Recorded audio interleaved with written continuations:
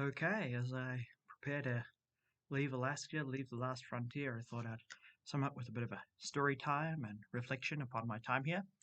So we'll start with story time. Um, when I flew in 6 nights ago, my Airbnb guy, he cancelled on me like when I was boarding the plane. And I was super worried, super nervous. And when I got here, I again freaking out. In the end, I called. The only place I could find was a motel in downtown Anchorage. And I got here and they were really good to me. The place is called the Mush Inn, and obviously it's not anything super fancy. And in fact, it has a real feels like the motel on Schitt's Creek, to be honest. Um, but when I got here, they were so understanding of my situation. They gave me a discounted rate, gave me the weekly rate, even though I was only here for 6 days. Um, it's run by this local Alaskan family. Place has been here since 1960, survived the big earthquake, so it's strong. Um, and it's been a convenient location. So that's the story. Um, Now, just reflection, I find Alaska has really reminded me of the scenery of New Zealand, beautiful mountains and outdoors kind of lifestyle, something that I haven't really experienced in a long time. Uh, the smell of a fire burning, just beautiful lakes and wildlife. It was pretty cool seeing a moose, um, just literally like just right outside where I'm staying. There was a big moose.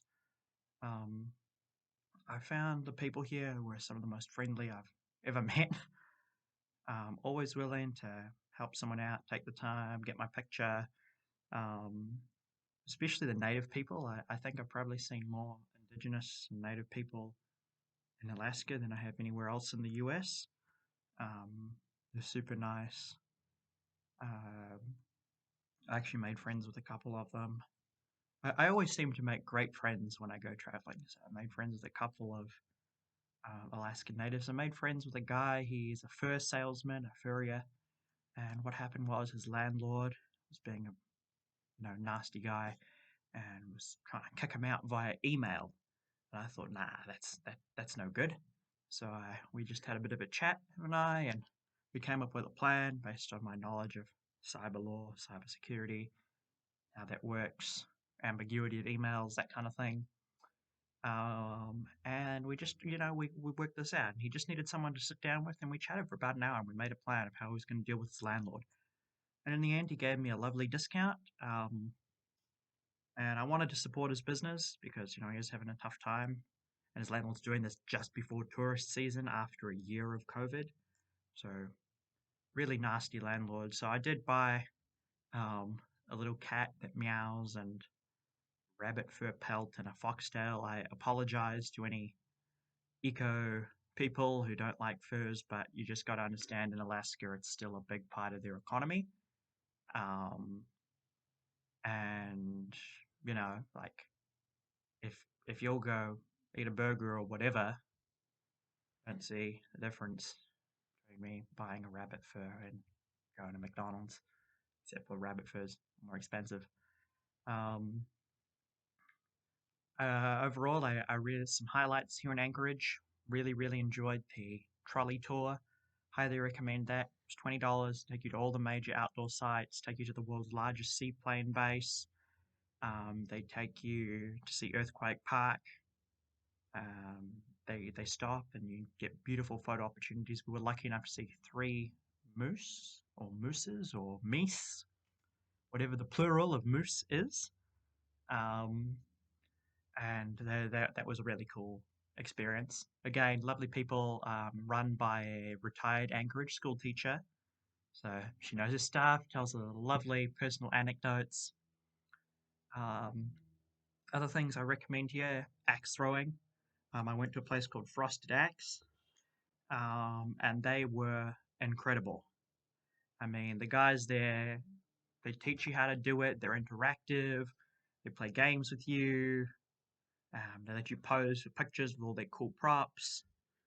Um, they like extended my time. Like I paid for an hour, and they said, "Oh yeah, we're not strict about times. Just keep throwing, have some fun, leave whenever you feel like it." So really great guys there who run the place. Um, I'd also recommend a few of the smaller museums. The Veterans Museum's really cool. So is the Alaska Law Enforcement Museum.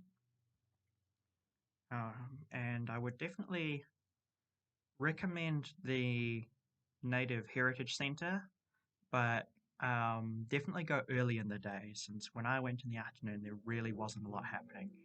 And it is quite, relatively speaking, an expensive thing, since if you're not an Alaska resident, you pay $28 to get in, or 29, but the trolley place give out coupon books. Which brings it to, I guess, food. Definitely hit up any of the sausage sizzles along 4th Avenue in Anchorage or at the Anchorage Market by the Diamond Center.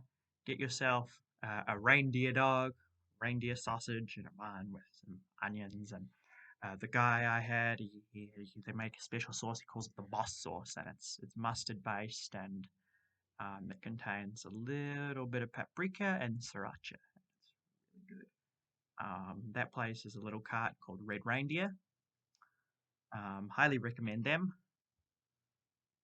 And just, yeah, definitely. If, I feel Alaska in general is a place that any American should try to get to once in their life. It's so different up here to the lower 48, as I've learned, just culturally and scenic wise, and just the general experience and vibe. It's been a great getaway from big city life. Me living near DC, coming to Anchorage reminds me of small town New Zealand. So overall, love Alaska. I'm about to head off to go on the next part of my journey. And hopefully someday I'll be back to the last frontier. Until next time.